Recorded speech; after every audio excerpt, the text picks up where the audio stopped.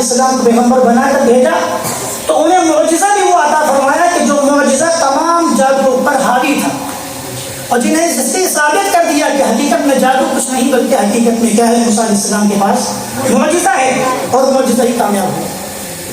عیسیٰ علیہ السلام کے وقت میں ایک طب تھا، طب بہت زیادہ تھا، لوگ بڑے ماہر ڈاکٹر تھے، یہاں تک کہ بڑے بڑے ایسی کی بیماری نہیں جس کا علاج نہ تھا، لیکن اللہ تعالیٰ نے عیسیٰ علیہ السلام کو بھیج کر اور انہیں ایسا معجزہ عطا فرمایا کہ سارے کے سارے طبیب یہ کہنے پر مجبور ہو گئے کہ ان کے پاس جو قوت ہے وہ طب سے تعلق نہیں رکھتی بلکہ اللہ تعالیٰ کا معجزہ ہے۔ اور آپ علیہ السلام کا جب دور آیا تو بلاغت کا دور تھا، بڑی بڑی بلاغت، ایک ایک آدمی کو ہزاروں اشعار یاد ہوتے، اشعار کے مقابلے ہوتے تھے۔ وہاں پر اللہ تعالیٰ نے آپ علیہ السلام پر قرآن نازل فرمایا اور ایسی بڑیت کتاب نازل فرمائی، ایسی بڑیت کتاب کہ تمام عرب کے شاعر اس کے مثل لانے سے عاجز ہو گئے، تمام عرب کے شاعر، یہاں تک کہ قرآن نے چیلنج کیا کہ 10 صورتیں لے آؤ، پھر آخر میں کہا فاتو بسورۃ من مثلہ، ایک صورت تو قرآن کی سی لے آؤ۔ لیکن آج تک اللہ تعالیٰ کے فضل سے اس قرآن کے مقابلے میں صورت تو دور کی باتیں کہ ایک آیت بھی نہیں لا سکتا، یہ قرآن کا اعجاز ہے۔ اللہ تعالیٰ ہمیں اس کتاب سے جڑنے کی توفیق عطا فرمائے۔ تو قرآن بہت بڑی دولت ہے، اس طرح جناب نبی کریم علیہ السلام کی نبوت بھی قائم رہے گی۔ اور آپ مجھے بتائیے، تھوڑی سی توجہ کیجیے، میں بات ختم کر رہا ہوں، تھوڑی سی توجہ رکھنا۔ جو آدمی بھی اس قرآن سے جڑے گا اللہ تعالیٰ اس کو بہت بلندی عطا فرمائیں گے۔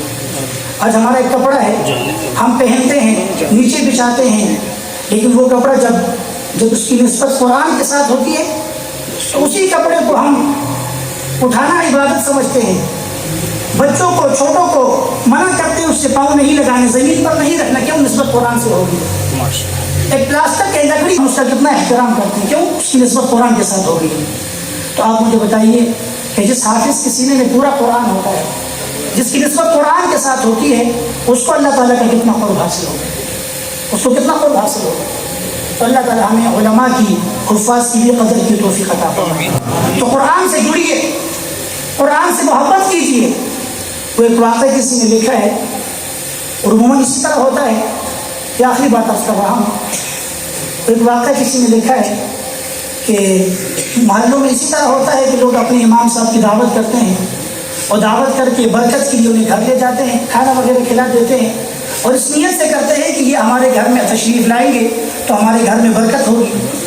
اسی طرح ہوا کہ ایک موقع پر ایک محلے دار نے امام صاحب کو بلایا اپنے گھر میں، تو جب دوسروں کو پتہ چلا گھر میں عورتیں باتیں کرتی رہتی ہیں، انہوں نے کہا کہ فلاں آدمی نے بھی امام صاحب کو بلایا تھا گھر میں، ہم کیوں نہ بلائے؟ اپنے گھر والے سے کہا، اس نے کہا ٹھیک ہے بلا لیتے ہیں۔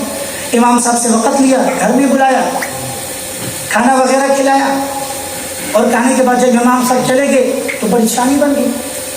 اور پریشانی یہ بنی کہ جس کمرے کے اندر امام صاحب نے کھانا کھایا، حافظ صاحب نے کھانا کھایا، وہاں سے پیسے گم ہو گئے، وہاں سے رقم گم ہو گئی۔ تو ابھی بڑی پریشانی، یہ آدمی گھر آیا، اپنی بیوی سے بھی کہا کہ آپ ہی نے کہا تھا کہ امام کو بلاتے ہیں، دعوت کرتے ہیں، حالانکہ وہ گئے تو ساتھ میں ہمارے پیسے بھی لے گئے، اگر ان کو واقعی پیسوں کی ضرورت تھی تو ہم سے مانگ لیتے، ہم دے دیتے، اس میں چھپانے کی کیا بات تھی؟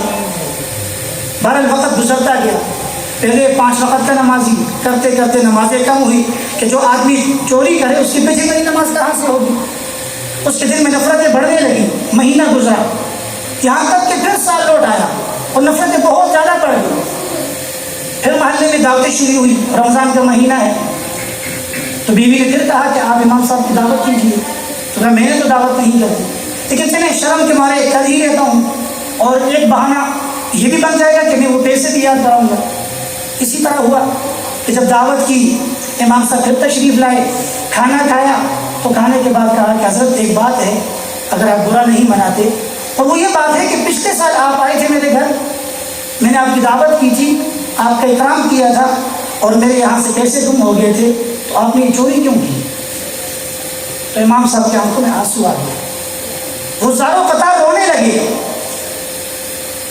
تو اس آدمی نے کہا کہ خیر خیر آپ روئے نا، مجھے غلطی ہو کہ میں نے آپ کو یاد کرا دیا، اگر آپ کو ضرورت تھی خیر میں نے آپ معاف کر دیے ہیں، امام صاحب نے کہا کہ میں اس لیے نہیں رو رہا، میرے رونے کی وجہ یہ نہیں کہ تم مجھے چور سمجھ رہے ہو، بلکہ ظالموں میرے رونے کی وجہ یہ ہے کہ جب میں نے پچھلے سال کھانا کھایا تو وہاں پیسے پڑے کہ ہوا چلی تو پیسے اڑ گئے، میں نے ان پیسوں کو جمع کیا اور مجھے قرآن نظر آیا تو میں نے قرآن کے خلاف میں رکھ دیا۔ مجھے رونا اس بات پر آ رہا ہے کہ تم نے پورے سال قرآن کو ہاتھ بھی نہیں لگایا۔ اگر تم قرآن کو ہاتھ لگا لیتے خدا کی قسم تمہیں تمہاری رقم بھی مل جاتی، تمہیں تمہارا رب بھی مل جاتا، لیکن تم نے اس کو ہاتھ نہیں لگایا۔ مجھے رونا اس بات کی پر آ رہا ہے۔ تو میرا عرض کرنے کا مقصد یہ ہے کہ آج ہماری بھی حالت اسی طرح ہو چکی ہے۔ آج ہم قرآن ختم میں پڑھنے کے لیے، آج قرآن جنازے میں آگے آگے لے کر جانے کے لیے، آج بیٹی کو گھر سے نکالنے کے وقت قرآن ہے، لیکن اگر قرآن نہیں ہے تو ہمارے سینوں میں نہیں ہے۔ آج ہماری زندگی قرآن کے مطابق نہیں ہے۔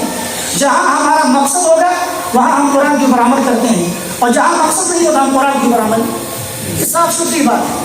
آپ ہماری عدالتوں میں چلے جائیں، جہاں بھی کچہریوں میں چلے جائیں، جہاں مسئلہ قرآن کی آیت سے، قرآن کے فرمان سے حل ہوگا وہاں ہم قرآن کی طرف رجوع کرتے ہیں، اور جہاں قرآن کے احکام کے سامنے ہمارا مسئلہ خراب ہوتا ہے وہاں ہم قرآن کو چھوڑ کر دوسرے قانون کی طرف رجوع کرتے ہیں۔